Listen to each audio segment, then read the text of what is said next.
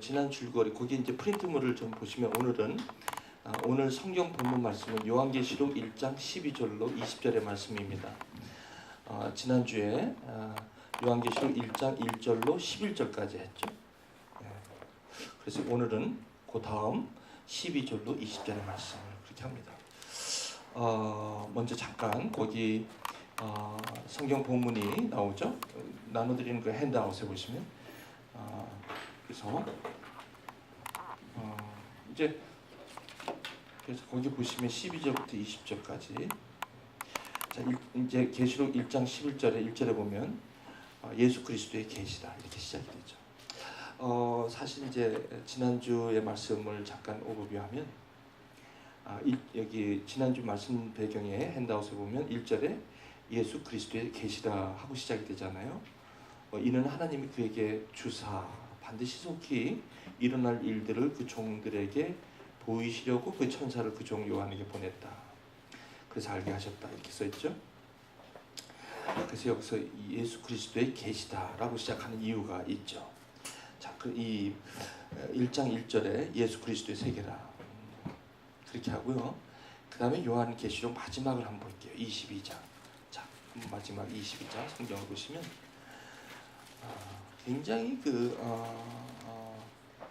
굉장히 아주 단호하게 이렇게 말씀하세요. 요한계시록 시작을 예수 그리스도의 계시다 그러면서 이는 하나님이 여기서 하나님이라는 것은 하나님 아버지 이비를 얘기하죠. 그 하나님이 그에게 주사 반드시 속히 일어날 일들을 그 종들에게 보이시고 여기서 그에게 주사 여기서 영어로 보면 the revelation from Jesus Christ 이렇게 나오는데 여기 사실 revelation of God of Jesus Christ of란 단어를 썼는데 NIV에는 아마 from이라는 단어를 썼는데 사실은 여기 원래 이제 저는 뭐 킹제임스 버전을 이렇게 고집하거나 그러진 않습니다. 여러분 혹시 지난주 때 필요하시면 한 장 나눠주시기 바랍니다. 자, 그래서 예수 그리스도의 계시다 이렇게 얘기하는 것은 the revelation of Jesus Christ에서 of란 단어를 쓰죠. 보통 revelation concerning Jesus Christ, concerning이란 단어, of 뭐 영어 지금 문법 시간 아닌데 이게 굉장히 중요합니다. 그래서 그렇게 좀 말씀을 나누고요. 근데 이제 그래서 예수 그리스도의 세계라고 시작을 해요. 요한계시록은 그 이유가 바로 요한계시록 맨 마지막을 보면 나와요. 22장에 보시면 18절에 우리 함께 읽겠습니다. 18절 시작. 내가 이 두루마리의 예언의 말씀을 들은 모든 사람에게 증거하노니 만일 누구든지 이것들 외에 더하면 하나님이 이 두루마리에 기록된 재앙들을 그에게 더하실 것이요. 19절 만일 누구든지 이 두루마리의 예언의 말씀을 제하여버리면 하나님이 이 두루마리에 기록된 생명나무와 및 거룩한 성의 참여함을 제하여 버리리라. 자, 여기서 왜 이 요한계시록의 끝 마무리를 이런 말씀으로 여기 할까? 이 내용은 바로 요한계시록 1장 1절의 내용과 연결되어 있다는 거예요. 그게 뭐냐면 예수 그리스도의 계시이기 때문에 그렇습니다. 자, 조금 아직 설명이 더 필요하죠?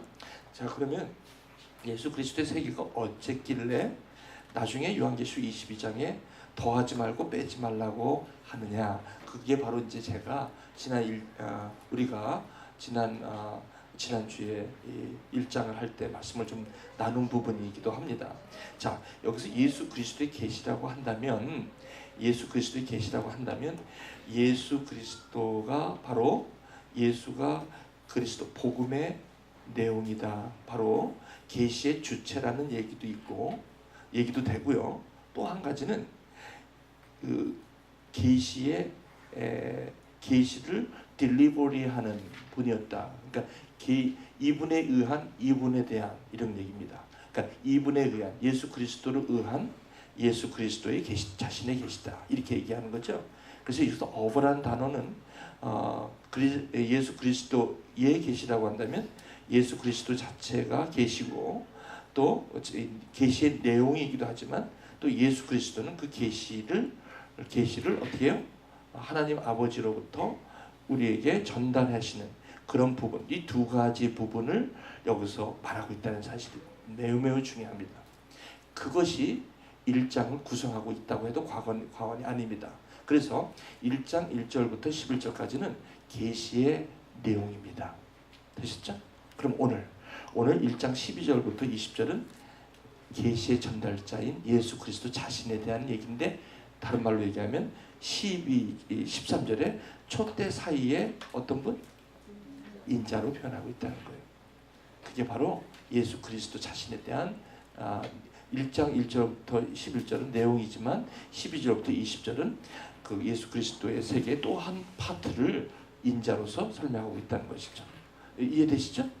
자, 그렇다면 또 한 가지, 아까 요한계시록의 22장에 왜 마지막에 제하여 버리지 말고 더하지 말고 이런 얘기를 했을까요? 이 얘기는 예수 그리스도의 세계는 이미 65권의 성경에서 이미 예수가 그리스도이심을 이미 충분히 나타냈지, 그거보다 더 모자르기 때문에 요한계시록을 더 에딧된 것이 아니라는 사실을 아주 강조 있게 여기서 강조하는 이유예요. 맨 마지막에. 그러므로 요한계시록에 대한, 지금 우리가 뭐냐면 이 요한계시록에 대한 이 종말론이라든지 특별히 이런 것에 대해서 이미 계시된 것 이외에 우리가 그것을 자꾸 추가하거나 뭐를 자꾸 이렇게 더 발견하려고 하다 보니까 더하거나 뺄 수 있는 여력이 너무 많다는 거예요. 무슨 말인지, 그렇게는 안 된다는 겁니다. 그렇지 않습니까? 그러면 이 내용이 딴 데는 없었습니까? 신명기, 한번 여러분 신명기 4장 한번 보실게요. 이 얘기가 무슨 얘기인지, 더하지 말고 빼지 말라는 게 무슨 얘기인지 신명기 4장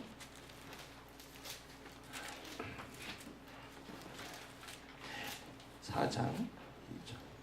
여러분 추우시면 춥지 않아요? 안 추워요? 이게 일로 직접 떨어집니다. 춥지? 안 춥니? 추워. 감기 요즘 걸려가지고 이거 좀 줄여주실래요? 이거 좀 72도로 좀 올려주실래요? 67도인데. 죄송합니다. 자꾸 제가 디스트랙션 시켜서. 자, 4장 2절을 한번 읽어보실까요? 우리 형제님들 한번 좀 읽어주실래요? 시작. 너에게 명하는 말을 너희는 가감하지 말고 내가 너에게 내리는 너희 하나님 여호와의 명령을 지키라. 자, 또 한 번 더 읽어볼게요. 신명기 12장.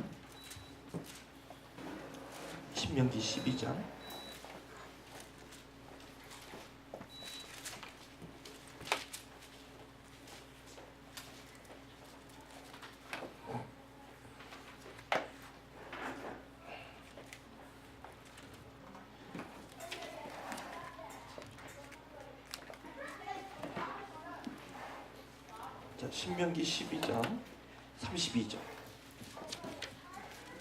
한번 읽어볼까요? 한 목소리. 우리 자매님들만 요번에 좀 읽어주실래요? 자, 시작.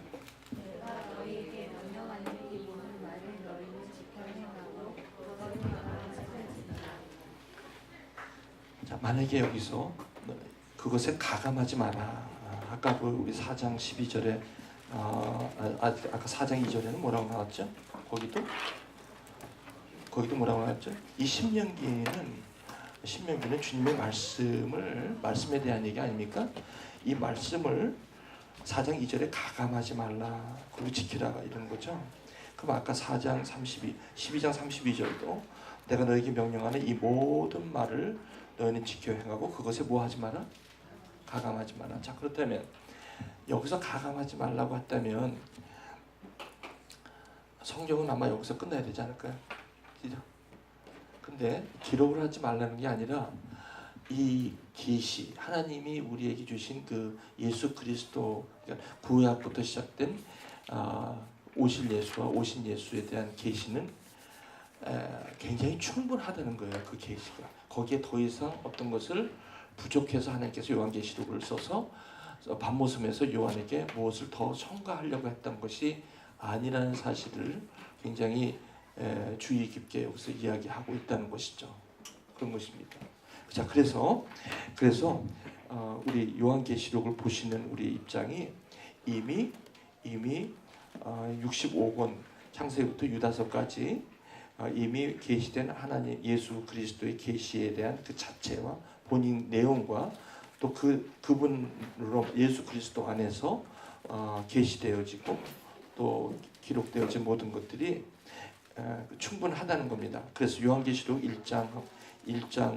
1장은 바로 예수 그리스도의 그 두 가지 파트, 한 파트는 내용과 그리고 복음의 내용과 그리고 복음의 주체, 요 두 가지를 설명하고, 그리고 2장 3장은 일곱 교회를 얘기하면서 일곱 교회는 바로 그 예수 그리스도의 고난, 그 다음에 4장부터 20장까지 20장 6절까지는 십자가에 관한 복음에 관한 내용이죠.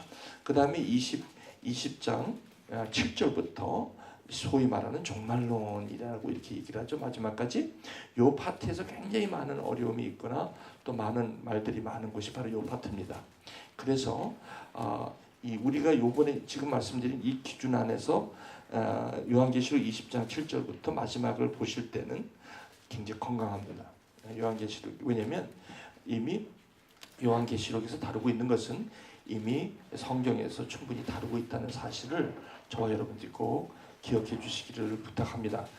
넘어가기 전에 한 가지만 더 하겠습니다. 성령이 하시는 말씀은 귀 있는 자는 들을지어다라고 2장에서부터는 이제 계속 그렇게 말씀을 합니다. 맞습니까? 자, 2장 보시면 2장 11절에 귀 있는 자는 성령이 교회들에게 하시는 말씀을 들을지어다. 그렇게 계속 repeat and repeat and repeat 되죠. 성령이 하시는 말씀을 교회들이 들으라는 얘기입니다. 그렇다면 여기 성령께서 저 좀 잠깐 보시겠어요? 많은 분들이 성경 해석을 어떻게 하느냐에 따라서 이 성경에 대한 내용을 다르게 이해한다는 그런 우려가 상당히 많습니다. 그래서 큐티를 한다 그러면 많은 분들이 큐티를 위험하게 생각해요. 왜 그러면 자기 나름대로 말씀을 푼다 하여 큐티는 굉장히 위험하다고 보는 분들이 많고요. 그리고 그런 어떤 목사님들은 큐티를 거의 교회에서 하면 안 된다는 분까지도 계세요. 그것은 왜 그러냐면 성경을 보는 그 방법이 성경적이지 않은 경우에 오는 그런 여러 가지 부작용 때문에, 그런 경험 때문에 그런 말씀을 하시는 거죠. 그러나 성경을 볼 때는 반드시 성경을 볼 수 있는 성경적인 그런 방법을 이렇게 제시해 주셨잖아요. 그죠? 그거를 이 요한계시록을 보시면서 한번 좀 점검해 볼 필요가 있어요. 그것만 잠깐 점검하고, 그리고 오늘 무조건 저는 시간을 맞춰서 끝날 테니까 너무 염려하지 마시고요. 자, 요한계시록을 쓴 분이 요한복음을 썼으니까 우리 요한복음을 한번 가보시죠. 요한복음 14장. 혹시 질문 있으시면요, stop me, 저를 멈추시고 질문을 과감하게 하십시오. 진도 나가는 거는 5분에도 나갈 수 있으니까 진도 신경 쓰지 마시고, 내가 이 질문함으로 이 흐름을 막았다라는 그런 죄책감에 시달리지 마시고 그냥 과감하게 질문을 해주시면 이 자리가 더 풍성해질 것 같아요. 그죠? 질문이 있는데 나가시면서 이거 뭐 답답하다 뭐 이러시면 안 되니까 질문을 꼭 해주시기 부탁합니다. 자, 요한복음 14장 몇 절일까요? 26절.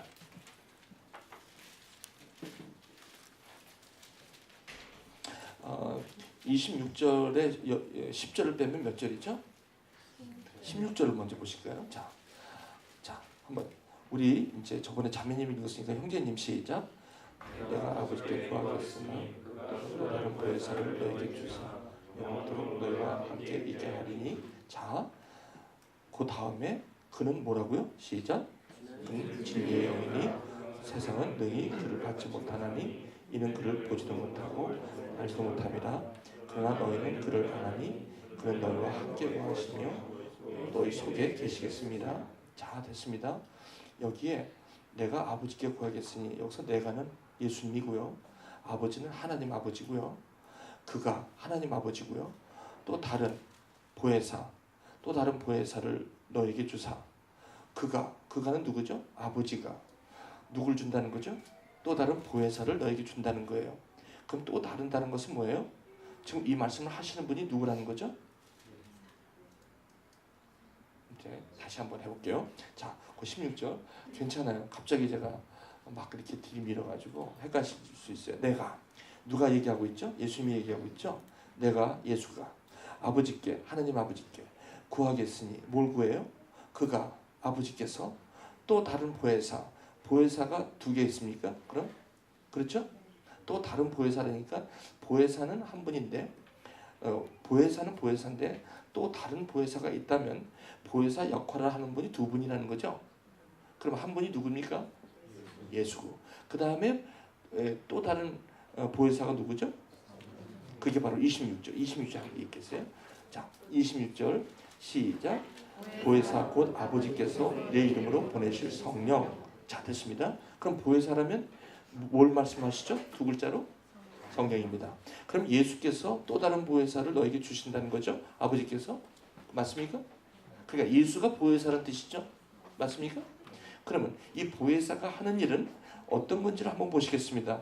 자, 26절을 가보시면 보혜사가 하는 역할을 얘기해 주세요. 즉 성령이 하는 일을 얘기하죠. 자, 26절 다시 한번 우리 자매님만 읽어주시기 바랍니다. 시작. 보혜사 곧 아버지께서 내 이름으로 보내실 성령 그가 너희에게 모든 것을 가르치고 내가 너희에게 말한 모든 것을 실천하게 하리라. 네. 그럼 여기서 지금 성령께서 하시는 중요한 두 가지, 제가 옆에 앞에 있으니까 너무 민망스럽죠. 그래서 좀 일어서서 여기 앉으세요. 자, 저도 앉아서 할게요.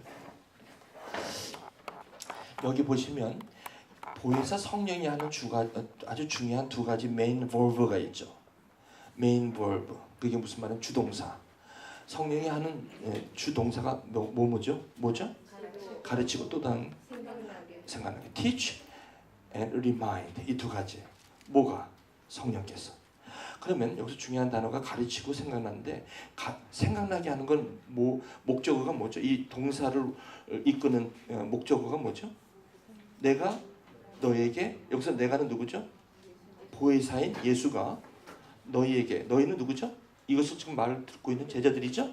제자들에게 말한 모든 것, 이걸 생각나게 한다는 거죠. 누가?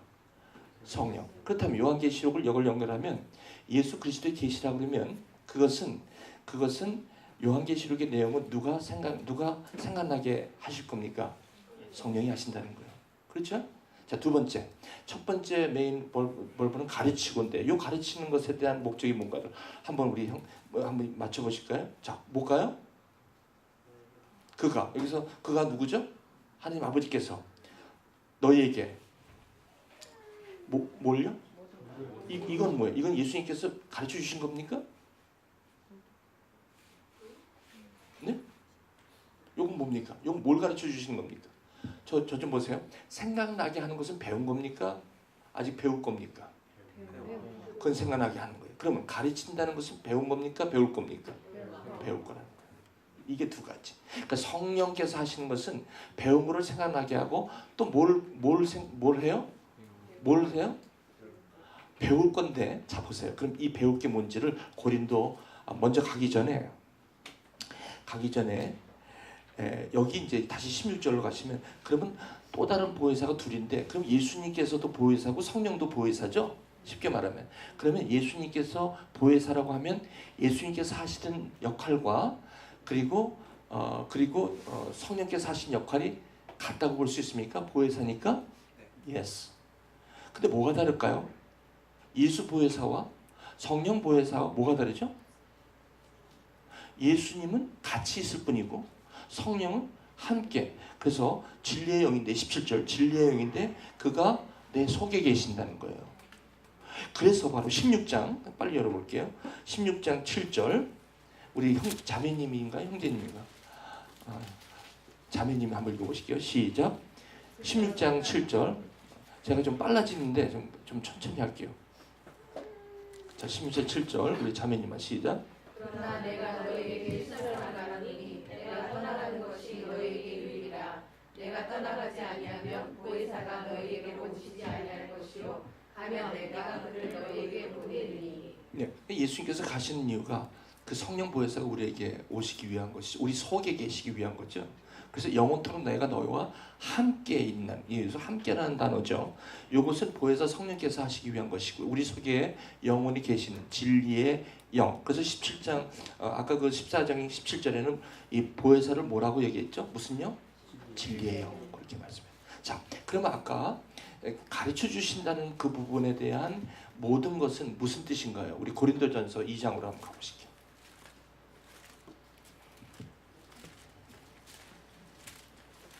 그러니까 여러분 이 성령이 하시는 일을 성령이 언제 오십니까?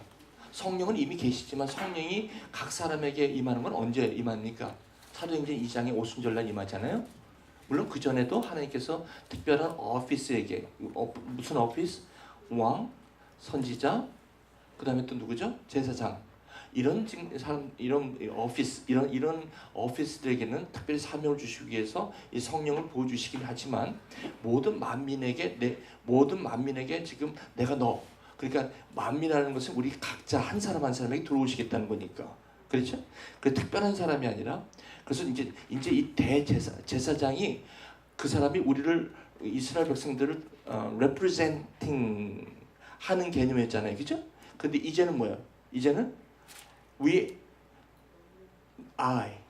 내 스스로가 뭘 한다는 거예요? 그러니까 나를 대신해서 제사장님이 나를 대신해서 제사를 드려줬잖아요. 그런 개념이었잖아요, 구약에서는. 근데 이제는 뭐예요? 이제 예수 그리스도가 이제 삼위 성령님으로 내 안에 들어오시면서 그 대제사장인 그 예수가 내 안에 들어오면 내가 그것을 감당할 수 있도록 represent. 그래서 나는 왕 같은 제사장으로 그렇게 표현되는 거죠. 그러니까 예수가 성령의 보혜사가 내 안에 들어온다는 개념이 조금 더 여러분들이 이해를 확대시켜야 돼요. 이런 면에서 성경 안에서 확대가 돼야 돼요. 이래야만 성령론이라는 어떤 이상한 단어가 여기 성경에는 성령론이 없어요. 논이라는 것은 theory인데 theory라는 단어는 상당히 조심해야 돼요. 그래서 이 성령론을 갖다 여기서 추출해낼 수는 있지만 성령론이라는 타이틀을 붙이고 시작하면서 성령의 역할에 대해서 우리가 자칫 잘못하면 오해하기가 쉽다는 거예요. 그런 부분에서 우리가 그래서 여러분 성령이 우리 가운데 임한다는 이 보혜사의 역할이 어떤 의미이며 우리의 크리스찬으로서의 정체성의 어떤 부분인가는 오늘 요한계시록하고 직접적으로 연결이 되어 있다는 사실이에요. 그래서 제가 이 말씀을 드린 거죠. 그리고 이 성경 해석을 어떻게 해야 되는 것에 대한 아주 철저한 이해가 우리 가운데 필요하다는 거죠. 자, 고린도전서 2장 9절 9절 한번 읽어보실게요. 우리 형제님 시작. 기록된 바 하나님이 그를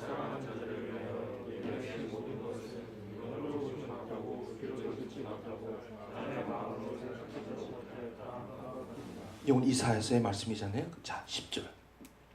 눈으로 보지 못하고 귀로 듣지 못하고 사람의 마음으로도 생각하지 못했다. 여러분 제가 이거 신약반에서 우리 나눴는데 이 이사야 이 문제 때문에 결국 이 얘기를 하실 때 신약 성경에서는 이사야서 귀로 들어도 못 듣고 눈으로 봐도 못 본다는 이야기를 하시면서 무슨 얘기를 하십니까? 예수님께서 기억나세요? 마리아 주부 성경판. 네? 이 귀를 들어도 못 듣고 눈을 봐도 못 보는 거를 꼭 얘기하시면서 이사야를 얘기하시면서 예수님께서 뭐를 들고 나오셨어요? 기억나세요? 누구? 이거 크게 비유, 패러블, 비유를 얘기하시는 거예요.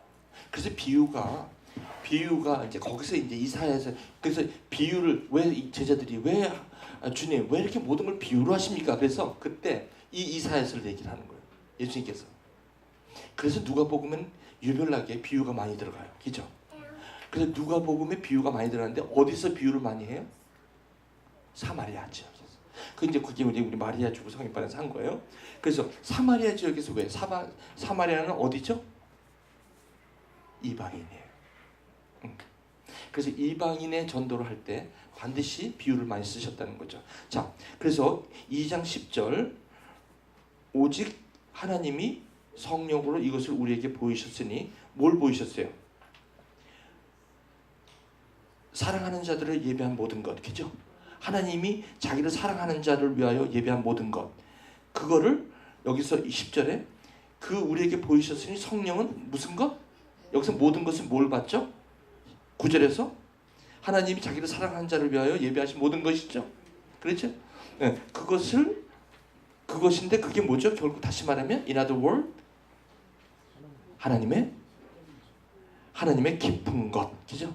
하나님의 깊은 것, 그것까지 통달하시게. 여기서 통달이라는 단어가 뭐죠? 통달.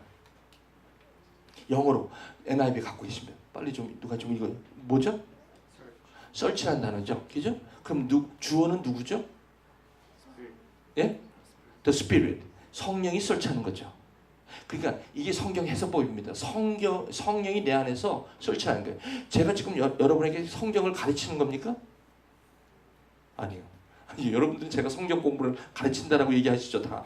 엄격히 얘기하면 가르치는 게 아니라는 거예요. 이제 이게 되게 중요한 부분이에요. 그래서 여러분 이게 성경을 가르치는 게 아니에요. 그래서 우리가 성경 해석을 이제 좀 여기서 통달이라는 단어는 search라는 단어인데 여러분 요건 한번 여기 새로 오신 분 여기 있으실까 봐 그래요. 자, 이 통달이라는 단어를 search인데 여러분 요한복음 17장 한번 넘어갈게요. 요한복음 17장. 요한복음 5장 17장이 아니라 요한복음 5장.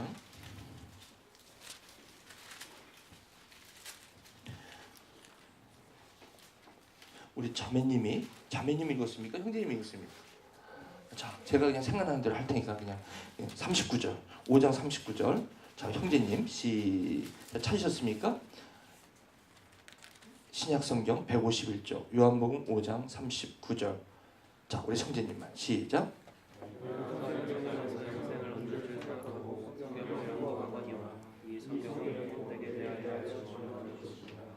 여기서 성경에서 영생을 얻는 줄 생각하고 성경을 뭐 한다고요? 거기를 연구를 스타디로 나옵니까? 이게 재미로 나왔어요? 스타디로 나왔어요? 혹시 어떤 분 그 search라고 나온 분 있습니까? search라고 나온 트랜슬레이션 있습니까? 없어요? 없어요?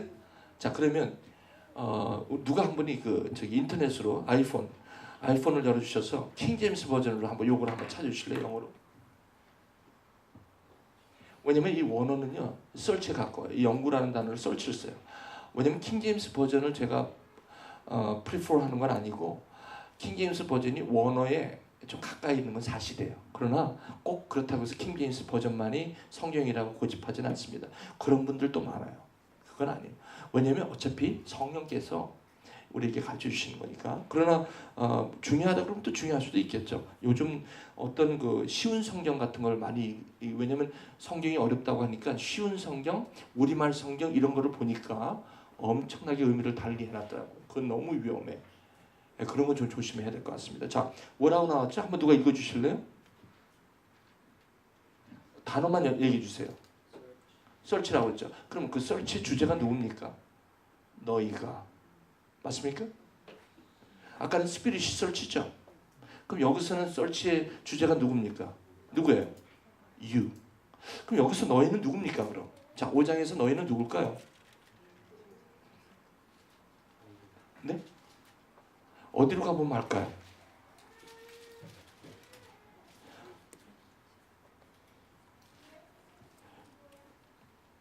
(19절에) 한번 보실까요? 19절 한번 읽어보실까요? 우리 자매님 시작. 그러므로 예수께서 그들에게 이르시되 내가 진실로 너희에게 이르노니 아들이 아버지께서 하시는 일을 보지 않고는 아무것도 스스로 할 수 없나니 아버지께서 행하시는 그것을 아들도 그와 같이 행하느니라. 그럼 18절 우리 형제님 시작. 유대인들이 이로 말미암아 됐습니다. 유대인들이에요. 유대인들이 너희가 그러니까 유대인들은 성경 공부를 연구했다는 거예요. 이렇게 한 사람이 누가일까요? 성경에 아볼로가 이렇게 했어요. 아볼로가 어렸을 때부터 성경에 능통했다고 그래요. 그래서 아주 그냥 말씀을 열심히 전하는데 뭐예요? 누가 설치한 거예요? 본인이 설치했기 때문에 브리스길라 아굴라가 그걸 금방 눈치채요. 그래갖고 그걸 금방 눈치채서 끝난 다음에 불러갖고 그걸 자세히 풀어서 얘기할 때 그가 성령이 임했다 이렇게 얘기하죠. 자, 그래서 여기서 중요한 거는 우리가 성경을 볼 때는 사실은 제 안에 지금 말씀을 이렇게 풀어나갈 때 제 안에 있는 성령께서 이걸 깨닫게 해주시고 가르쳐 주시고 생각나게 하시는 두 파트가 제 안에 일어나고 있다는 것이죠. 이게 안 되면 엉뚱하게 지식을 전달하는 거예요. 그리고 또 한 가지는 그러면 성령께서 내 안에서 가르치고 생각나게 할 때 어떤 현상이 일어나는가? 요한일서 2장. 그래서 우리 성령에 대한 이야기를 은사 쪽으로 고린도전서 은사 쪽으로 붙잡고 자꾸 성령을 은사적인 차원에, 그러니까 무슨 말이냐면 성령의 은사, 병 고치는 은사, 뭐 예언하는 은사, 방언하는 은사, 또 믿음 여러 가지 이러한 은사 쪽으로 성령님을 그쪽도 성령님의 역사의 한 파트지만 기본적인 성령님이 우리에게 하시는 일이 어떤 것인지를 여기서 얘기하죠. 요한일서 2장 27절 우리 자매님만 왜냐면 이게 미혹되는 일이 있어서는 안 되겠다 해서 지금 이렇게 얘기한 거거든요. 그래서 우리 26절 27절을 우리 자매님이 한번 좀 읽어주시기 바랍니다. 시작. 너희는 주께 받은 바 잠깐만요. 2장 제가 2장이라고 그랬나요? 예, 2장 26절 27절 다시 한번 죄송합니다. 제가 시작. 너희를 미혹하는 자들에 관하여 내가 이것을 너희에게 선노라. 너희는 주께 받은 바 기름부음이 너희 안에 거하니 아무도 너희를 가르칠 필요가 없고 오직 그의 기름부음이 모든 것을 너희에게 가르치며 또 참되고 거짓이 없으니 너희를 가르치실 대로 주 안에 거하라. 네, 이렇기 때문에 제가 지금 여러분에게 성경을 가르치는 게 아니라 제 안에 계신 성령의 기름 부음이 저에게 말씀을 생각나게 하고 저에게 가르치는 것을 저는 여러분에게 어떻게 하는 거죠? 자, 어떻게 하는지. 자, 사도행전 8장 이렇게 하고 있다는 거죠. 사도행전 8장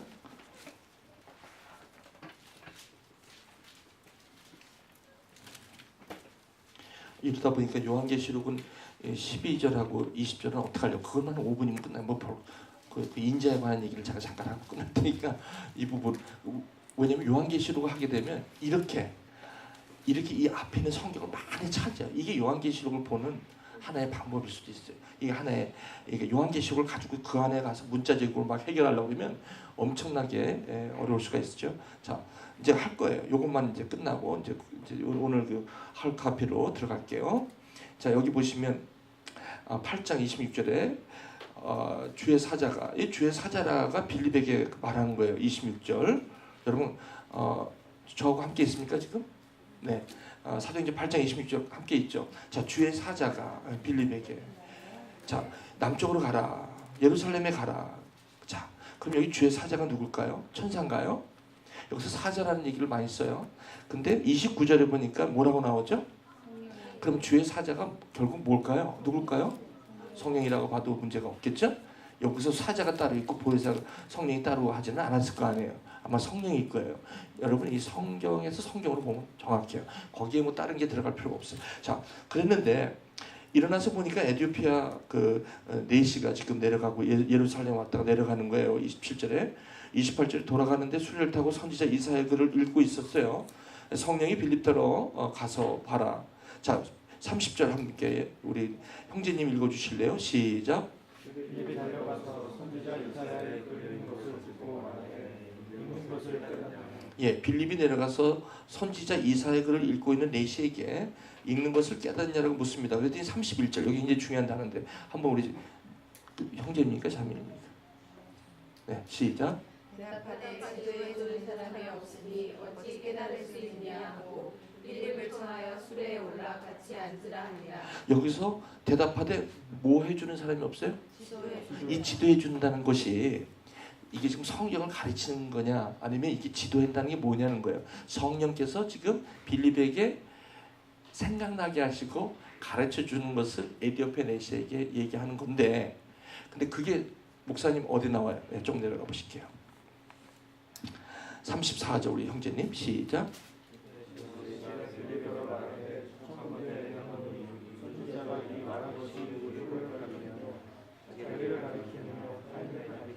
우리 자매님 35절 시작.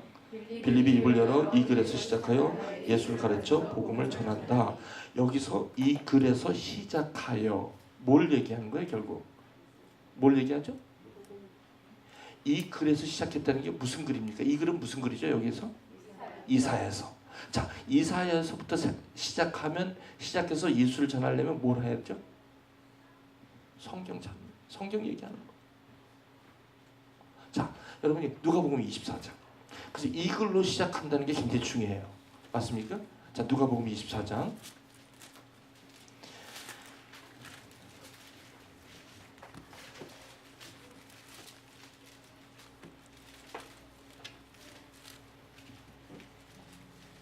자, 뭐 이거 엠마오로 가는 제자 얘기인데 여러분 다 아시죠? 그죠?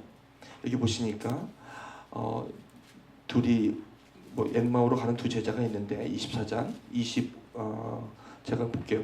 25절 21절 그 엠마오로 가는 그 한 사람의 이름은 나와요. 18절에 글로바라는 사람이 있는데 또 두 사람이 있는데 그 한 사람의 이름은 안 나와요. 누가가 왜 그 한 사람 이름을 여기다 안 썼는지, 쓰려면 둘 다 쓰지 왜 안 써? 나중에 또 이 글로바가 나중에 글로바 두 사람이 가고 있는데 한 사람만 썼다면 나중에 또 그 사람이 또 속상해하지 않을까.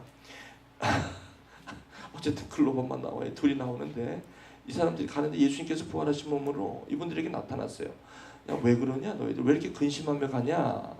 자, 17절에 사람이 슬픈 빛을 띠고 머물러 섰더라. 그렇죠? 그러니까 예수님께서 글로바라는 사람에게 왜 무슨 일이야? 묻니까 19절에 묻니까 뭐라고 얘기하냐면 20절에 19절 20절에 우리 나사렛 예수 일인데 그분은 능하신 선지자고 그런데 대제사장들과 관리들에게 십자가에 못 박혀 죽었습니다.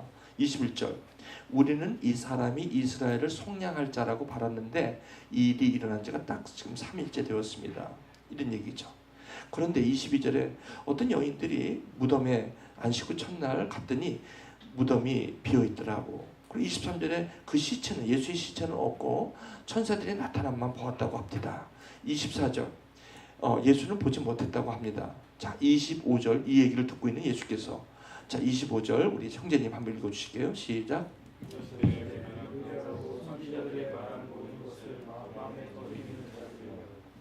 네, 이렇게 예수를 지금 잘못 알고 있는 가장 근본적인 원인은 선지자가 말한 모든 것을 지금 모르기 때문이라고 지적을 하고 계시죠. 예수님께서. 그러면서 성경을 깨달았다면 그리스도가 이런 고난 28절 26절이죠. 이런 고난 십자가의 고난 가운데 들어가야 되는 것 정도는 알 수 있었을 터인데 라고 얘기하면서 27절 우리 자매님 한번 읽어주시겠어요? 시작. 이에 모세와 모든 선지자의 글로 시작하여 모든 성경에 쓴 바 자기에게 관한 것을 자세히 설명하시니라. 여기서 27절에서 아까 빌립과 통일된 단어가 있죠. common word 뭐죠? 예, 글로 시작해요. 예수님도 그 글로 어떤 글로 시작했어요? 모세. 거기부터 시작했다는 거예요. 그러니까 예수를 전하기 위해서는 항상 뭘부터 시작해야 되죠? 그러니까 성경이 어디 읽든지 상관없어요. 요한계시록을 읽으면 요한계시록부터 시작해서 예수에 관해서 자세히 설명하겠죠? 그럼 그건 뭘로 하죠? 성경에. 그러니까 성경을 떠나지 않는다는 거예요. 예수를 가르치기 위해서는 성경에 가르치신 것과 가르쳐 주신 것을 생각나게 하는 일과 그것부터 시작해서 빌립이 성령께서 가르쳐 주신 아까 우리에게 누가 가르쳐 주실 분이 없다는 거죠. 그래서 제가 여러분에게 지금 이렇게 나누는 건 이건 가르치는 게 아니라 제 안에 생각난 거를 여러분과 뭐 하는 거죠 지금? 지도한다, 가이드한다 이런 뜻이에요. 가이드. 여러분 여행 가시면 그 가이드 하시는 분 있죠? 그 가이드 하는 거예요. 그냥 제가 뭘 만들어내는 게 아니라 이미 선포된 예언과 그 하나님의 그 예언과 계시를 그대로 그걸로 시작해서 누구에 관한 예수가 그리스도인 것을 여러분과 같이 나누는 것이 지금 저희들이 소위 말하는 성경 공부라는 거죠. 그러니까 여기서 성경 공부를 가르친 사람이 제가 아니라 누구죠? 이걸 갖다 사귐, 펠로우십이라고 하는 겁니다. 우리의 사귐은 아버지와 그 아들 예수 그리스도와 더불어 누립니다. 그러니까 제 안에 펠로우십이 있고 그것을 저는 이제 어저께 우리 이제 주윤이한테 이걸 타입 1 펠로우십이라고 그래. 줄이를 틀어. 그래서 아무튼 I have only one week. 자, 타입 1 펠로십 뭐냐면 누구하고 하는 게 아니라 저기 뭐 성령과 우리 주은이가 하는 거야. 알았지?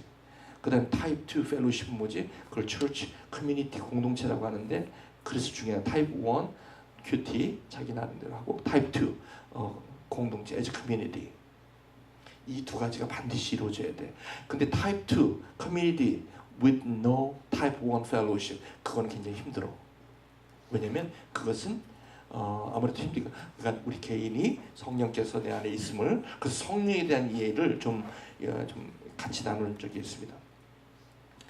자, 이렇게 보면 성령에 대한 이야기는 그래서 우리가 이제 마지막으로 하나만 더 보고 이제 오늘 열로 넘어가겠습니다. 자, 베드로후서 1장 한번 열어보시죠. 베드로후서 1장.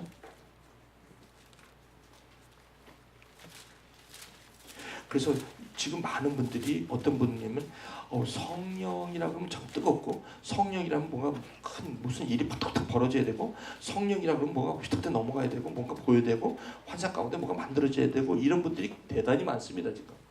그러다 보니까 성령에 대한 기본적인 이해가 상당히 열약해요. 여기에서 문제가 많이 일어나는 거죠. 그래서 1장 20절 21절 우리 한번 읽겠습니다. 자, 여기에 뭐를 하냐면 자, 베드로전서 1장 15절부터 우리 한번 읽어볼게요. 우리 형제님부터 준비되셨죠? 베드로후서 1장 15절 시작. 잠깐만요. 15절 준비되셨어요? 네. 이제 한번 해볼게요. 시작. 내가 힘써 너희를 하여금 내가 떠나는 거라고 내나 영생을 생각하게 하려. 자, 여기서 내가가 누굽니까? 네? 베드로가 힘써 너희로 하여금 내가 떠난 후에라도 베드로후서는 베드로의 무슨 장인 것 같아요? 바울의 뭐 같아요? 바울의 디모데후서가 베드로후서 같죠? 그 기분이 떠난다는 얘기가 그렇죠? 자, 떠날 때 떠난 후에라도 어느 때나 무엇을 이런 것을 어떻게 한다? 생각나게 한다는 거예요. 참 이게 중요해요. 그러니까 이 생각나게 하는 건 이미 나눈 거, 이미 계시된 것, 하나님의 내용들을 생각나게 하는 거죠. 우리 16절 자매님 시작. 우리 주 예수 그리스도의 능력과 강림하심을 너희에게 알게 한 것이 교묘히 만든 이야기를 따른 것이 아니요 우리는 그의 크신 명을 친히 본 자라. 네, 여기서 우리가 만드는 게 아니라는 거예요.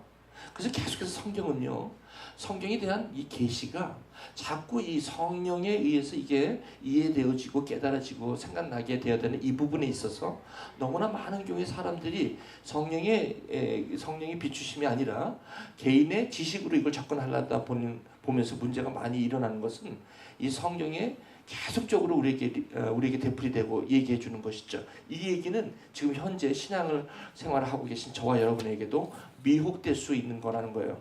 그래서 지금 미혹된 영들이 엄청나게 많지 않습니까? 이거 사실은 저와 여러분에 관한 이야기이기도 합니다. 자, 여기에 교묘히 만든 이야기를 따른 것이 아니라 우리는 직접 이 계시의 주체 내용을 어떻게 했다? 보고 만졌다는 거예요. 이걸 참 놀랍습니다. 이걸 친히 봤다라고 하죠. 이걸 갖다 다른 말로 두 가지 단어로 된 한 단어. 이걸 갖다 뭐죠? 봤다라는 걸 뭐죠? 계시라는 거예요. 그 요한계시록의 1절하고 굉장히 공통점이 있죠. 그렇죠? 여러분 계속 저와 함께 가고 있죠 지금? 네. 자, 그 다음에 17절. 우리 그 다음에 형제님 시작.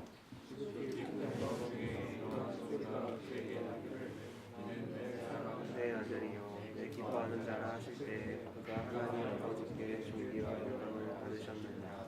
여기서 분명히 본자라고 계시로 얘기하지만 17절에 가서는 곧바로 이걸 뭘로 받습니까? 소리로 받죠. 자, 본 거를 소리로 받아요. 이걸 두 글자로 시작. 예언. 그래서 요한계시록에 아까 계시를 갖다가 예언으로 받는 거예요. 요한계시록 1장 1절이 계시고 요한계시록 1장 3절이 예언, 이 예언은 똑같아요. 패턴이. 베드로하고 바울이 같은 동시대의 사람이라고 할지라도 이건 성령께서 하시지 않으시면 이렇게 맞출 수가 없어요. 맞습니까? 이게 성령께서 하시기 때문에 이게 맞는 거예요. 이렇게 진리의 영이기 때문에 참 놀라워요. 이게 누가 예수님께서 요한복음을 통해서 얘기하신 것도 그렇고 요한이 얘기한 것도 그렇고 그리고 누가 베드로가 그런 얘기한 것도 그렇고 바울이 얘기한 것 이 모든 것들이 다 일치성을 갖고 있다는 거예요. 놀랍지 않습니까? 자, 그 다음에 이러한 소리가 나기를 내 사랑하는 아들이요 내 기뻐하는 자라고 여기 얘기했습니다. 자, 18절 우리 자매님 시작. 이 소리는 우리가 그와 함께 거룩한 산에 있을 때에 하나님부터 난 것을 들은 것이라. 네, 이 소리는 들은 것이다. 그래서 예언은 듣는 것이죠. 보고 듣는 것이죠.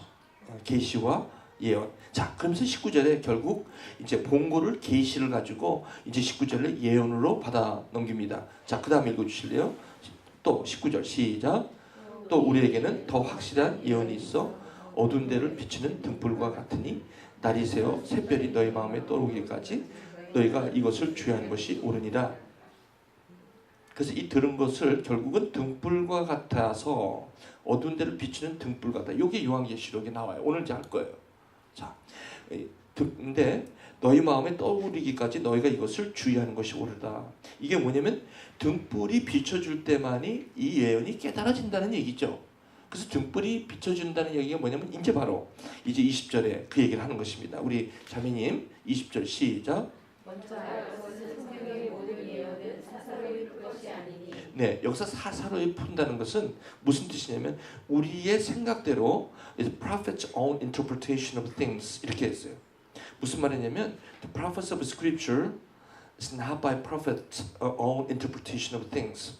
그러니까 어떤 자기의 여기 보면 여기 뭐라고 나오면 private이라는 단어도 나와요. 이 private 개인적으로 풀어서는 안 된다는 얘기를 거기 합니다. 그러니까 그 own interpretation of thing이 아니라는 거예요. 이걸 갖다가 주어가 설치를 하되 누가 설치하냐면 그 아까 유대인이 설치한다는 이런 식으로 하면 안 된다는 거죠. 그러니까 이건 어떻게 해야 되죠? 성령의 비추심. 성령의 그것이 언제 나와요? 21절입니다. 자, 21절 다시 시작. 예언은 언제든지 사람의 뜻으로 낸 것이 아니요 오직 성령의 감동하심을 받은 사람들이 하나님께 받아 말한 것이라는 것이죠. 그러므로 이 성령께서 이 성령의 감동을 받은 사람들이 썼다는 것은 언제든지 예언은 성령에 의해서 비추심이 등불 성령이 말씀하시는 것은 귀 있는 자는 들을지어다. 이게 계속 요한계시록에서 계속 되어지는 이유 중에 하나가 바로 여기에 있는 것이죠. 그래서 요한계시록은 사사로이 풀어서도 안 되고 더 가감해서도 안 되고 그것을 이 두루마리에 써인 기록을 뭔가를 누군가가 제하여 버림도 안 돼요. 더해도 안 되는 것이라는 거죠. 그 얘기는 뭡니까? 더하고 빼고 하지 말라는 게 아니라 뭐 하는 거예요? 성령의 비추심만이 그 요한계시록을 제대로 볼 수가 있다는 것입니다. 되셨죠? 질문 있습니까? 여기까지. 자, 그러면 이제 여기 요한계시록으로 한번 이제 그 다음 쪽으로 한번 넘어갈게요. 두 번째.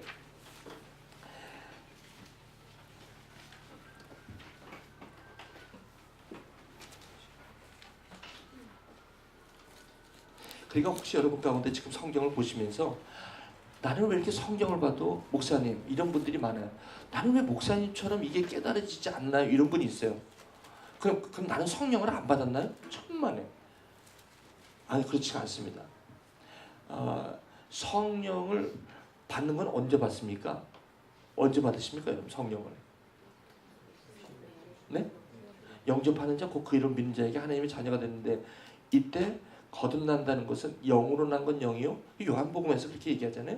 그래서 사실 여러분들이 그 예수가 그리스도이고 하나님의 아들인 것을 여러분들이 영접한다는 얘기는 받아들인다는 얘기는 이것은 born of God. 이것은 어디에요? 사람으로 나고 육적으로 난 것이 아니라 뭐 어디서부터 난 거? 하나님께로 난 자라는 거예요. 그 영접한다는 자체가 emotionally 내가 이거 emotionally 내가 어떤 증거를 내적인 증거를 갖고 이것을 받아들였다는 증거가 있지 않다는 거예요. 다만 하나님의 약속이 내가 그것을 붙잡고 아멘 할 때 그것을 receive 할 때에 주어지는 것은 born of God의 역사라는 것이 성경의 증언입니다. 그러므로 여러분들과 저가 그것을 영접하는 순간 이게 human decision인지 육정인지 혈통인지 natural descent인지 무슨 말씀인지 아시죠? 육정이라는 게 뭐냐면 natural descent 무슨 말이냐면 자연적으로 내려온 그런 것이 아니고 human decision 그것도 아니고 husband will 이렇게 나와요. 그것도 아니고 뭐예요? born of가 하나님께로 났다는 거예요. 이 하나님께로 났다는 것을 우리가 받을 때 맨 처음에 그것이 그러면 어떻게 되냐면 하나님께로 났다는 것은 이미 성령이 나에게 임했을 때 이것이 영접되어지는 순서죠. 그렇게 되는 거라는 거죠. 예, 그런 부분이죠. 그래서 그러면 어떤 분들은 그럼 내가 이게 깨달아지지 않으면 난 성령을 안 받았습니까? 아니요. 그게 아니라 이 성령님이 있었는데 이 말씀이 진리의 영이 이 말씀이 나에게 익스포즈가 안 된 것뿐이에요. 어색한 거예요 지금. 그렇죠? 그래서 그런 거예요. 그래서 이런 자리를 통해서 여러분들이 성령께서 불일 듯이 확신과 이런 것들이 이럴 때. 근데 오늘 제가 이렇게 쭉 하면서 여기에 두 가지 파트에 두 부분이 있어요. 어떤 분들은 막 이걸 보면서 쭉쭉쭉쭉 빨아들이는 분이 있어요. 옵스, 와우 이런 분이 있고 속에서 말은 안 하지만 근데 속에서는 아직도 이 등불이 아닌 거 왜 이러지? 이런 분이 있어요. 그건 누군지 모르겠어요. 저는 이 두 가지 현상이 있을 수는 있어요. 예, 그거는 뭐 개인적으로 우리가 좀 보셔야 될 부분이 있는데 그것이 이제 우리가 성령의 하시는 일을 우리가 그래서 영으로 난 건 영이라고 얘기하는 것이 바로 거기에 있다는 거죠. 자 그러면 오늘 다시 여기 들어갈게요. 요한계시록 자 몸을 돌이켜 12절 몸을 돌이켜 나에게 말한 음성을 알아보려고 돌이킬 때 7 금초대를 보았다 이렇게 나오지 않습니까? 자 몸을 돌이켰다 나에게 임한 음성을 알아보려고 돌이킬 때 여기는 이제 음성이라는 것은 예언으로 봤으니 바로 모세가 호렙산에서는 그 가시떨기 나무에서 뭐가 먼저 보입니까? 꺼지지 않는 불꽃이 보이죠. 계시죠? 거기서 뭐가 나옵니까? 소리가 나오는 거예요. 그러니까 계시와 예언은 말씀은 항상 같이 존재하고 있다는 거. 소리와 우리가 뭐예요? 내가 보는 거. 이건 꼭 같이 간다는 거예요. 그래서 우리가 보고 만지고 그리고 우리가 그 요한일서 1장에는 뭐라고 그러죠? 내가 만지고 보고 들은 거. 이 부분에 대해서 항상 이 말씀을 그렇게 표현하고 있다는 거죠. 자, 13절 보시면 이제 요 부분은 이제 30분 남은 제가 30분 다 하지 않을게요. 한 20분만 하고 8시 50분에 마칠게요. 그리고 10분은 Q&A 하고 9시를 넘기지 않을게요. 괜찮죠?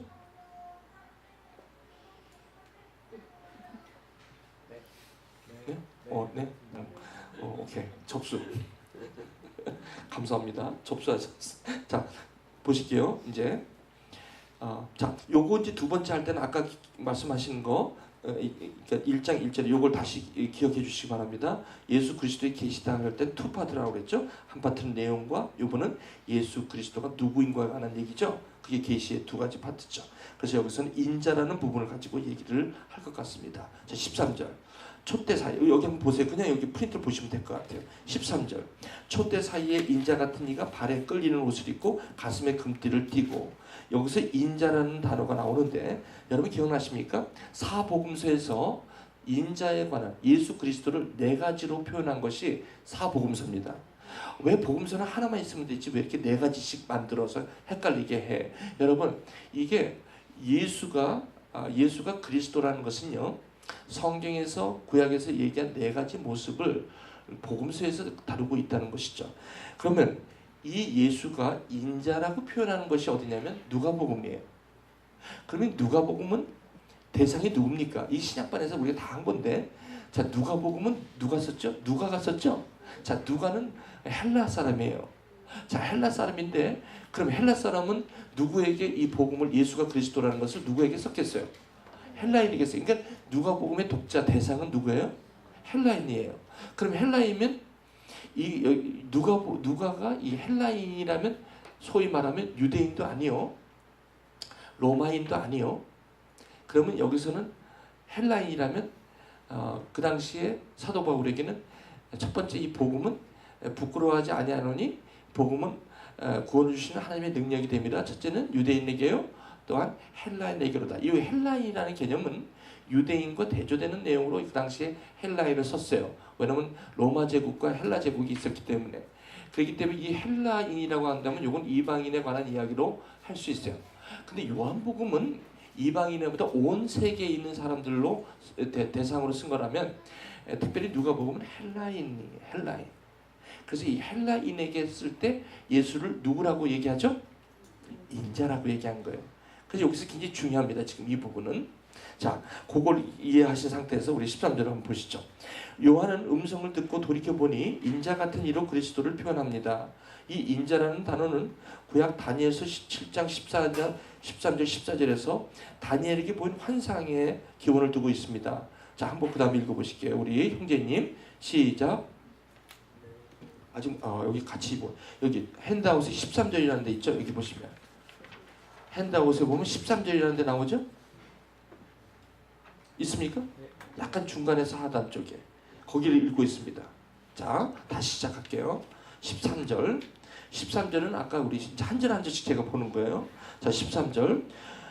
촛대 사이에 인자 같은 이가 발에 끌리는 옷을 입고 가슴에 금띠를 띠고, 여기서 요한은 음성을 듣고 돌이켜보니 인자 같은 이로 그리스도를 표현합니다.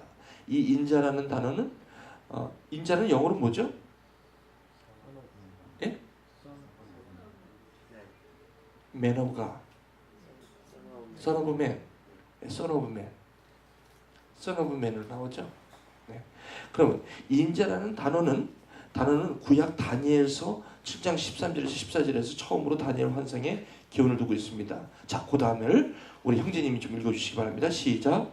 내가 또 다음 환상 중에 인자 같은 이가 하늘을 갖고 와서 옛적부터 항상 계신 이에게 나아가 그가 오르되 그에게 권세와 영광과 나라를 주고 모든 백성과 나라들과 하나님을 아는 모든 자들에게 그렇게 편지하였으니 내 권세는 편지하지 아니하는 영원한 권세요 내 나라는 멸망하지 아니할 것이니라. 네.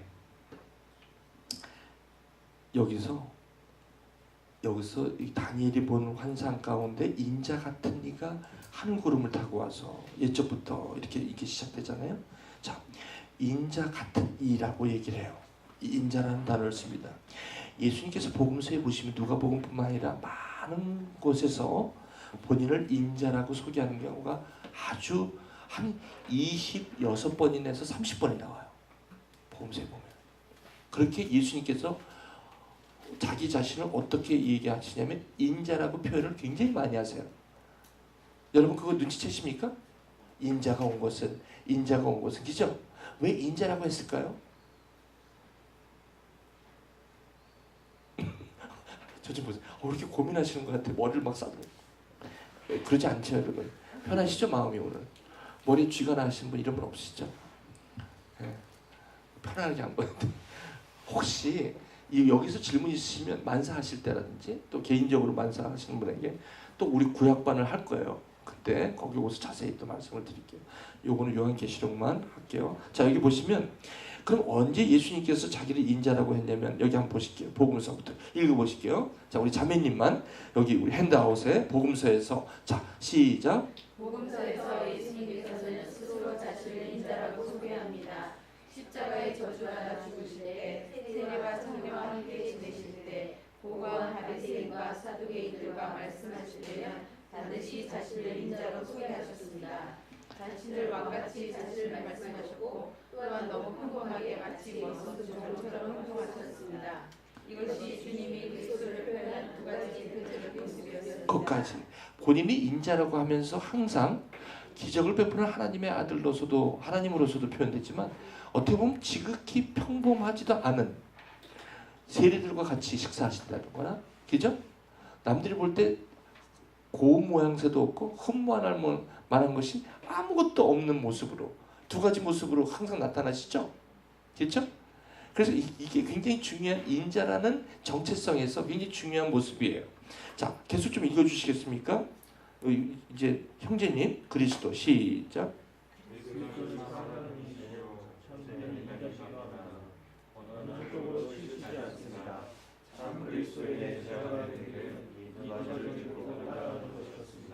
자, 됐습니다.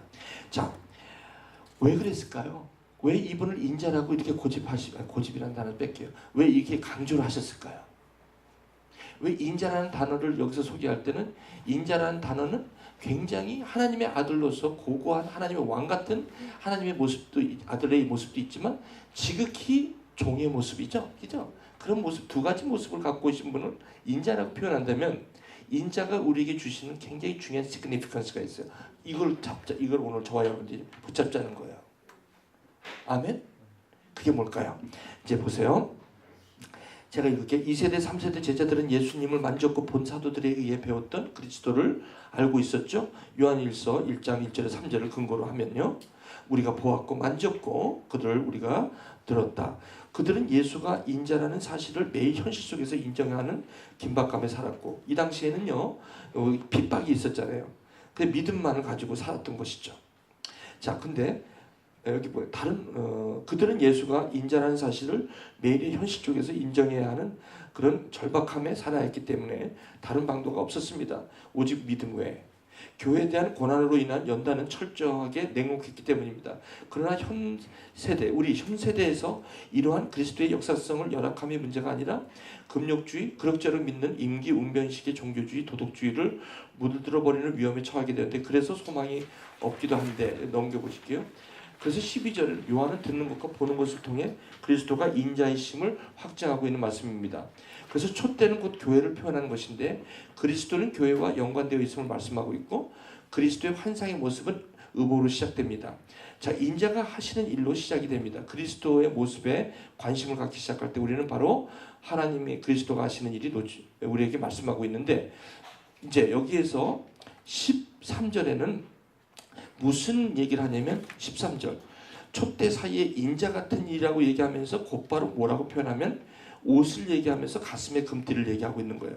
그러면 발에 끌리는 옷을 얘기하고 가슴에 금띠를 얘기하고 있다면 이것은 출애굽기 25장 5절 함께 읽게요. 자, 한 목소리로 시작. 의복을 가져다가 아론에게 속옷과 에봇 받침 겉옷과 에봇을 입히고 흉패를 달고 에봇에 정교하게 짠 띠를 띠게 하고. 자, 이렇게 본다면 여기서 인자라고 표현한 요한계시록의 이것은 곧바로 의복과 연결된다면 이 인자가 하시는 일에 대해서 얘기하고 있다는 것이죠. 그래서 그 옷은 바로 그분이 누구라고? 출애굽기 29장 5절에 제사장으로 표현하고 있다는 거죠. 제사장. 그럼 제사장이라는 게 무엇인지를 우리가 굉장히 중요하게 봐야 된다는 거죠. 자, 제사장은 우리로 하나님께 인도하여 주시고 제사장은 누굽니까? 결국 하나님과 죄인 사이를 뭐하는 사람이죠? 중보하는 사람이죠. 그러면 죄인에게 하나님을 소개하고 하나님께 죄인을 어떻게 해요? 중보하는 거죠. 이게 제사장이지 않습니까? 그 역할을 하는 분이 누구라는 거예요 지금? 그리스도 인자라는 겁니다. 그러니까 예수는 지금 누구로 얘기하고 있죠 여기서? 인자라고 얘기하는 부분은 예수님이 지금 뭐 어떤 역할을 하시는 분이죠? 히브리서의 말씀대로 한다면 누구죠? 우리에게 대제사장이 있다라고 얘기하는 얘기죠. 그게 인자의 얘기죠. 그렇다면 이 인자의 얘기는 누가복음이 헬라인에게 누가복음을 썼던 그 이유는 뭐죠? 그리고 유별나게 비유를 사마리아에게 많이 썼던 이유는 뭐죠? 제사장적 복음이라는 거예요. 아멘? 믿습니까? 어려우세요 지금? 이게 지금 트랜지션을 제가 이렇게 연결했는데 여기 좀 이해가 되세요? 여기 누가복음의 사마리아 지역의 10가지 비유 이거는 우리는 마리아 주보성경반에서 했고 신약반에서 했어요. 여러분 누가복음에 유별나게 비유가 많은 거 여러분 아시죠? 마가 마태복음은 비유가 거의 없어요. 그런데 누가복음은 아주 비유를 엄청나게 많이 갖다 놨어요. 약 10장에 걸쳐서 비유를 쓰고 있어요. 누가만. 그럼 마태 마가복음은 굉장히 그 부분 사마리아 지역에 이 부분은 거의 없어요. 아주 굉장히 간단하고 어디를 하이라이트 하냐면 갈릴리 사역과 그렇죠? 초반부 그리고 마지막 예루살렘 부분만 사역 그 순환 사역만 굉장히 강조하는 게 마태 마가복음이에요. 근데 누가복음은 유별나게 사마리아 지역을 비유로 많이 소개하고 있다는 거예요. 그래서 여러분 첫 번째 누가복음 보면 그 누가복음 15장 같은 데 보면 저기 한 마리 잃어버린 양의 비유 그 다음에 뭐예요? 10개의 드라크마 중에서 하나 잃어버린 비유 그 다음에 탕자의 비유 그렇게 비유가 쭉 나가는 거 여러분 아시죠? 그리고 세리 삭개오 얘기 부자 청년의 이야기, 엄청나게 비유가 많아요. 그것은 뭐냐면 이게 보긴 보아도 보지 못하고 듣긴 들어도 듣지 못한다는 이사야 선지자에게 하나님께서, 그래서 여러분, 저와 여러분들이 이사야를 해결하지 않으면 복음서가 이해가 안 되는 거예요.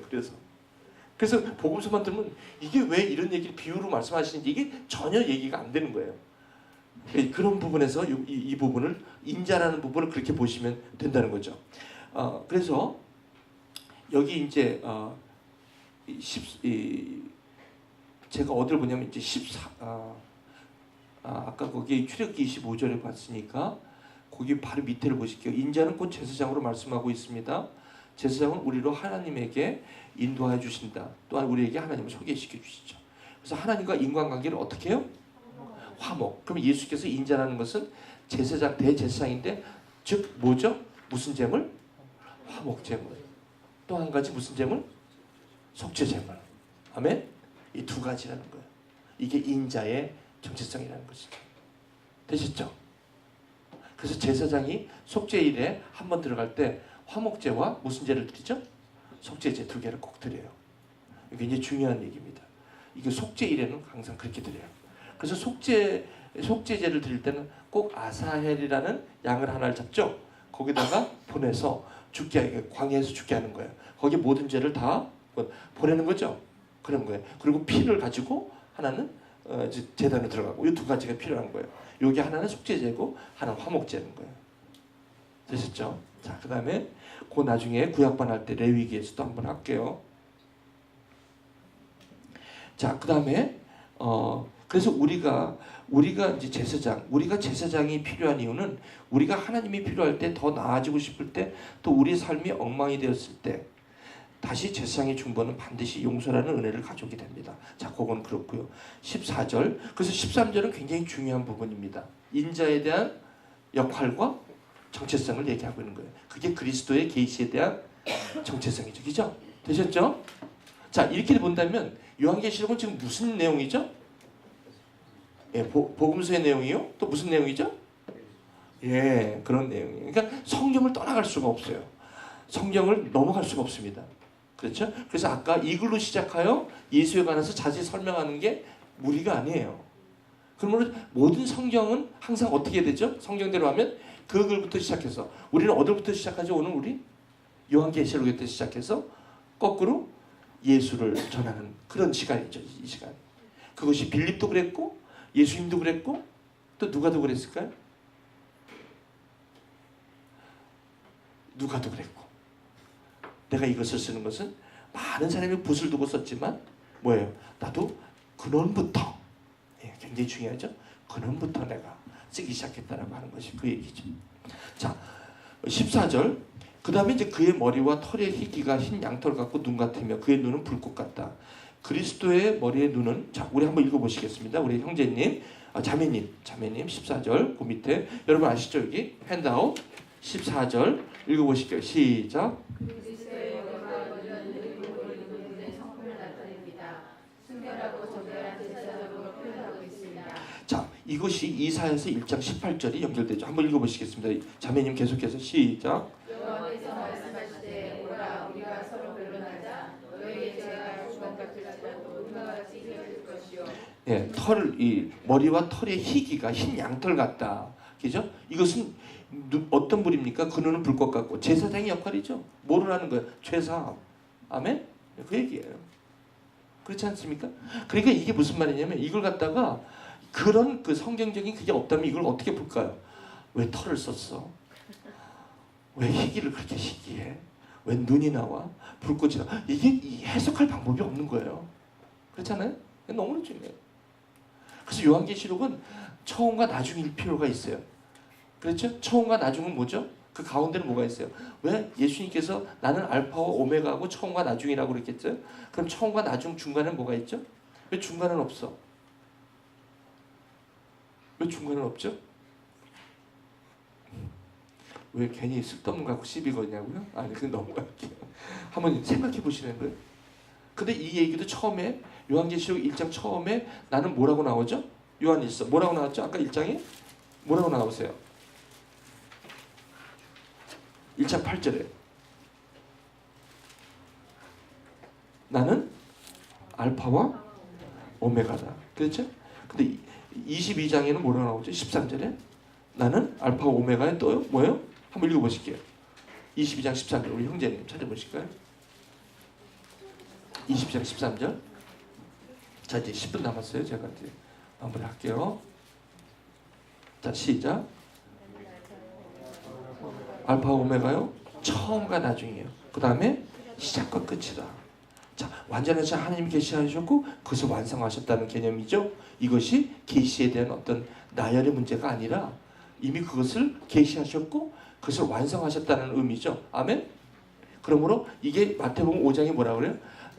율법의 1적 1획도 절대로 없어지지 않고 내가 완전케 했다. 이 얘기가 뭐예요? 계시의 완성자라는 거죠. 그러니까 이 예수님께서 우리 가운데 이렇게 나타나신 자체가 계시의 완성이에요. 그래서 내가 보고 듣고 이것이 계시라고 이렇게 얘기하는 것이 바로 그런 의미죠. 그러니까 계시라고 한다면 뭔가를 더 필요한 계시가 없다는 거죠. 그렇죠? 예수님께서 구원과 하나님의 것을 우리에게 말씀하시는데 부족한 게 있었을까요? 그 얘기가 아니라는 거예요. 부족한 게 아니라 그것을 완성시킨 것에 대한 그리고 그럼 20장 7절부터 나오는 종말론에 대한 것은 뭐예요? 아까 성령께서 뭐라고 그랬죠? 모든 것을 어떻게 해요? 우리에게 가르쳐 주신다는 거예요. 그 파트는 그래요. 근데 그 가르쳐 주시는 것도 결국은 어떤 거예요? 말씀의 계시에 수렴된 것이 그렇게 이루어진다는 것을 그건 이제 20장이 될 때 우리가 하도록 그렇게 하겠습니다. 자 15절 우리 함께 읽을게요. 시작. 그의 발은 풀무에 단련한 빛난 주석 같고 그의 음성은 맑은 물소리 같으며 여기 다니엘서 큰 신상에 다니엘서 2장 31절 45절 보시면 여기 참 이 내용이 나오는데 그 금신상에 관한 이야기가 나오면서 그 좀 나옵니다. 거기 한번 읽어보실까요? 우리 자매님 이와 대조를 이루고 자 아니 그게 아니라 다니엘이 본 여기부터 좀 읽어주시겠습니까? 시작. 다니엘이 본 신상을 보게 됩니다. 여기서 바로는 철과 진흙으로 묘사하고 있습니다. 이 신상과 대조되는 인자를 표현하고 있습니다. 이와 대조를 이루고 있는 그리스도의 모습은 다니엘 10장 11절에서 나타나고 있습니다.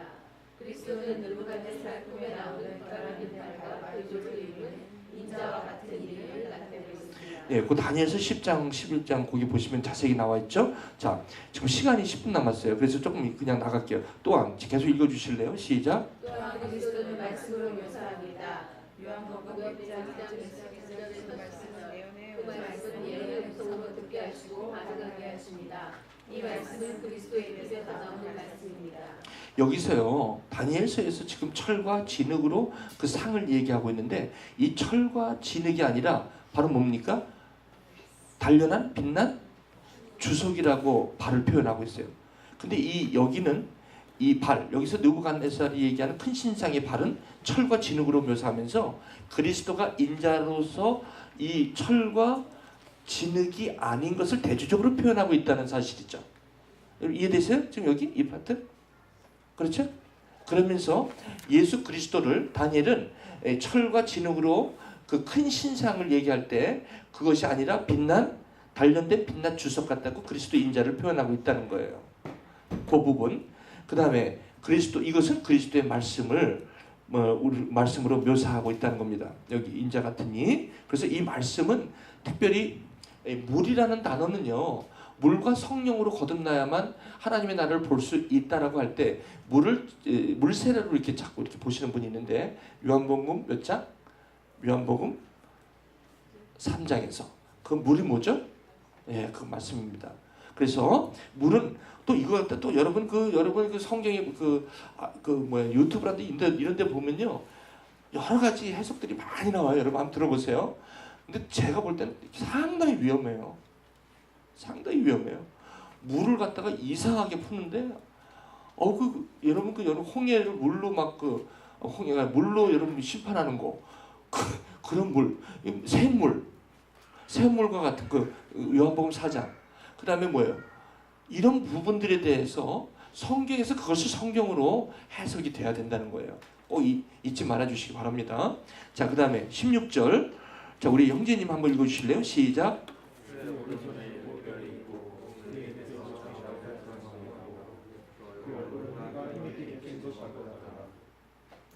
다음에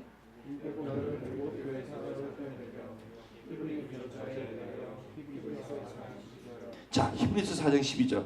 자, 좀 요거는 좀 한번 같이 전체를 같이 읽어주시면 좋겠습니다. 시작. 하나님의 말씀은 살아있고 활력이 있어 좌우의 날선 어떤 검보다도 예리하여 혼과 영과 및 관절과 골수를 찔러 쪼개기까지 하며 또 마음과 생각과 뜻을 판단하느니라고 표현되죠. 자, 그리고 이것을 갖다가 자 여기서 특별히 오른손에 7별을 가지고 그 입에 좌우에 날선 검이 나온다. 자, 여기서 7별은 뭡니까? 뭐라고 나오죠? 7 교회 사자로 나와 있죠. 그럼 7교회 사자는 뭡니까? 여기서 말씀하시는 좌우의 날선 입에 그 입에서 뭐가 나온다고요? 말씀이 나온다는 거예요. 그러니까 이게 그리스도의 말씀을 여기서 얘기하는데 여기서는 특별히 날선 검을 얘기할 때 이 히브리 기자가 이것을 어떤 날선 검보다 예리하게 표현된 것이 하나님의 말씀으로 표현되고 있다는 거죠. 그렇죠? 그래서 하나님의 말씀이 여기에 중요한 말씀이고 아까 우리 여기 비친다라고 얘기할 때 베드로후서에서 등불이라고 나왔죠. 이 소리를 비춘다고 그랬죠. 그랬을 때 이것을 사설에 풀지 않고 우리가 깨달아진다고 아까 베드로후서 나왔죠. 그래서 우리가 계시는 반드시 예언과 계시는 반드시 뭐예요? 비추어야 된다는 거예요. 하나님의 영광이 비춤이 있어야 된다는 거죠. 그래서 여기서는 뭐라고 나왔냐면 말씀과 날선 검과 비치는 것으로 함께하고 있다는 거예요. 그죠? 그러니까 이런 것을 한번 우리가 이렇게 보면서 아 이게 다 말씀이 이게 다 연결이 되어 있다는 것을 우리가 볼 수가 있습니다. 자, 그리스도 환상은 우리 형제님 거기 밑에 한번 읽어볼게요. 시작.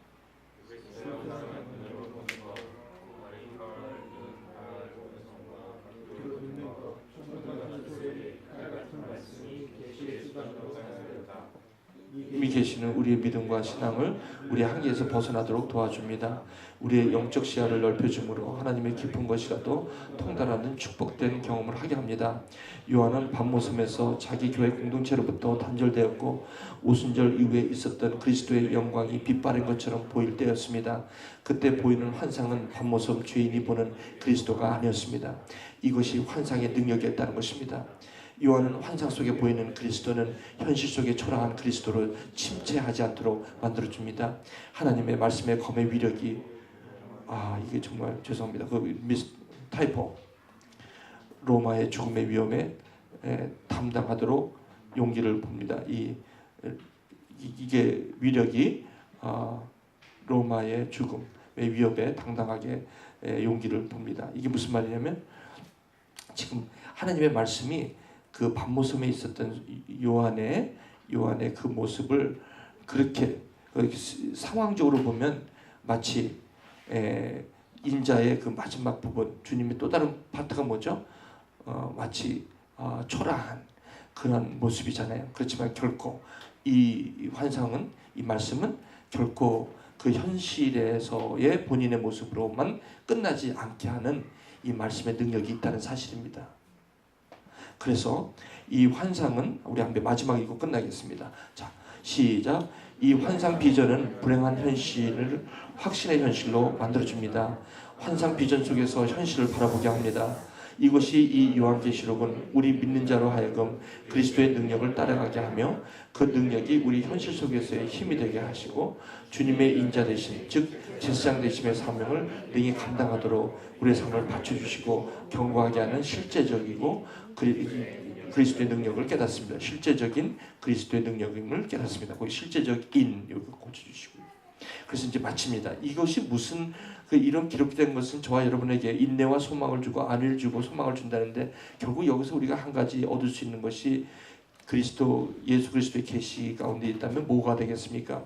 사도 요한은 밤모섬에서 죄인의 모습, 그들의 그 에베소에 있는 모든 자기가 속한 그 일곱 교회로부터의 단절이 있었지만 밤모섬에서 외로이 있었지만 그 안에 하나님께서 펼쳐지시는 그 그리스도의 비전은 결코 요한의 현실의 모습하고는 그래서 인자라는 것을 이렇게 통해서 인자가 하나님의 아들이며 그리스도이신 주체이시긴 하지만 어떻게 보면 그분이 현실 속에 보이는 것은 아주 초라한 그래서 내가 인자와 같은 십자가에 달려 돌아가시면서 나는 인자라고 하는 그 부분 그리고 세리와 죄인들과 함께 식사를 하시면서 나는 인자라고 얘기하는 그런 부분들, 그런 모습들이 아마 그 당시에 팔레스타인에 있었던 사람들에게는 누가 그분을 하나님의 아들로 보시겠습니까? 그러나 그것에 대한 이 그리스도의 계시와 예언 가운데 있는 우리 사람들은 결코 그것을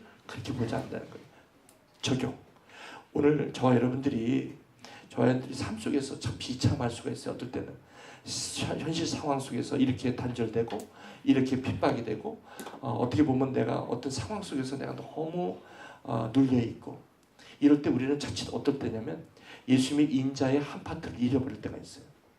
예수님께서 마치 그러지 않고 그냥 빛난 영광의 옷을 입고 부활하시고 승천하신 그런 모습만 우리가 보일 때지만 사실은 그렇지가 않다는 거예요. 십자가에서 그렇게 비참하게 돌아가시는 그런 모습은 사실은 그리스도의 능력이 있다는 거예요. 그래서 저와 여러분들이 삶을 이렇게 사시면서 어떨 때는 삶 속에 마치 그렇게 비참하게 내 자신이 초라해 보일 때가 있을 때 이 환상, 이 예수 그리스도의 계시는 특별히 요한계시록 1장 12절 20절의 말씀은 결코 저와 여러분들을 그렇게 내버릴 수가 없다는 거예요. 이것이 요한계시록이 저와 여러분에게 주시는 교훈과 그리고 위로와 안위와 소망이 된다는 거예요. 이게 이론적인 것이 아니라 실질적이라는 것이죠. 왜 그래요? 예수님이 인자고 그 예수님의 인자가 제사장이 되었다면 저와 여러분 그런즉 우리는 왕같은 제사장이에요. 그 거룩한 백성, 그 소유된 백성의 거룩한 나라요. 하나님께서 저와 여러분들을 바로 제사장으로 왕같은 제사장으로 삼았다는 것은 저와 여러분의 인자의 길을 저와 여러분들이 따라가고 있다는 것이죠. 이걸로 마칠게요. 베드로후서 오늘 이거 읽고 마칠게요. 2장. 베드로 전서 2장 마칠게요.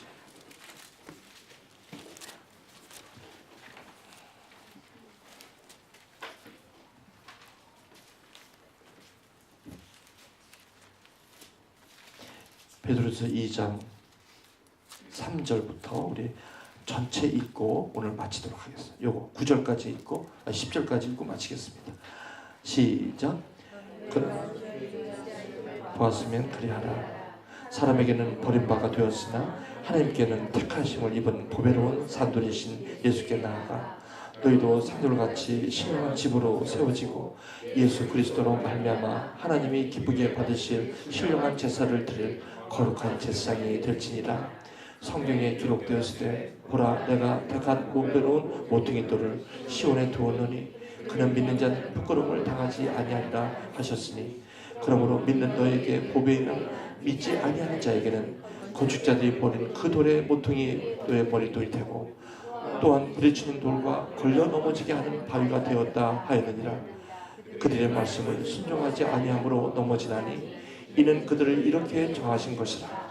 그러나 너희는 택하신 족속이 왕같은 제사장들이요 거룩한 나라요 그의 소유된 백성이니 이는 너희를 어두운 데서 불러내어 그의 기이한 빛에 들어가게 하시니에 아름다운 덕을 선포하게 하려 하시며 10절 너희가 전에는 백성이 아니더니 이제는 하나님의 백성이요 전에는 긍휼을 얻지 못하더니 이제는 긍휼을 얻은 자니라. 베드로전서는 그냥 그 핍박이 온갖 핍박이 너무나 심할 때 이 편지를 쓴 거예요. 요한이 마치 밤모섬에 있었을 때 요한계시록이 터졌던 것처럼 베드로는 그 디아스포라의 그 어려운 상황 속에서 이 베드로전서를 쓸 때 바로 똑같이 이 바로 인자와 같은 거룩한 제사장으로 우리를 표현하면서 비록 이런 고난과 핍박과 이렇게 어렵게 살지만 우리의 또 다른 인자이신 그분을 바로 여기에 거룩한 산돌로 그리고 머릿돌 버려진 건축자의 모퉁이 돌로 표현하면서 우리에게 강하게 왕같은 제사장의 역할로 우리를 바라보게 하시는 그런 놀라운 서신이 베드로 전서였다는 것이에요. 자, 그럼 저와 여러분이 지금 사시는데 고난이 뭐가 있겠습니까? 있죠? 힘든 것이 있으시죠? 오늘 여러분 여기 오시면서 참 괴로운 일이 있으셨습니까? 갑자기 무슨 청청병력 같은 일이 있으셨습니까? 예, 밤모섬에 홀로 있는 그런 모습들 우리가 볼 수 있죠. 그러나 우리는 결코 거기에 낙담하지 않는 이유가 한 가지 있다면 인자이신 예수 그리스도의 계시를 바라볼 때 우리는 괜찮다는 거예요. 이게 얼마나 위로가 되는지 몰라요. 이때 일곱 교회 정말 핍박이 가장 많았던 이곳에서 하나님께서 요한에게 이 patmos에서 이 요한계시록의 아름다운 환상과 이 비전과 계시는 바로 그런 것이 아니라는 것을 여기서 우리에게 얘기하고 있다는 거예요. 히브리 기자도 마찬가지. 힘을 얻으신다면, 용기를 얻으신다면 바로 근거는 여기에 있습니다. 이것이 저와 여러분에게 안위가 되고 소망이 되는 이유입니다. 소망이 되십니까? 자, 인자에 대한 부분 좀 이번에 이해되셨습니까? Yes. 그러면 저와 여러분은 어떤 삶을 살아야죠? 우리도 그 예수님이 가신 그 길, 인자의 길, 제사장의 길이죠. 왕 같은 제사장. 그렇죠? 그 길은 뭐예요? 오늘도 끊임없이 우리 주위에 있는 사람들에게 하나님을 소개하고 또 우리가 하나님 앞에 나아가 그분을 충보하는 일이 아마 우리 삶에 하나님께서 우리를 보배로운 산도로 세우신 오피스요, 우리의 아이덴티티가 아닌가 그렇게 좀 믿습니다. 기도하시게요. 하나님 감사합니다.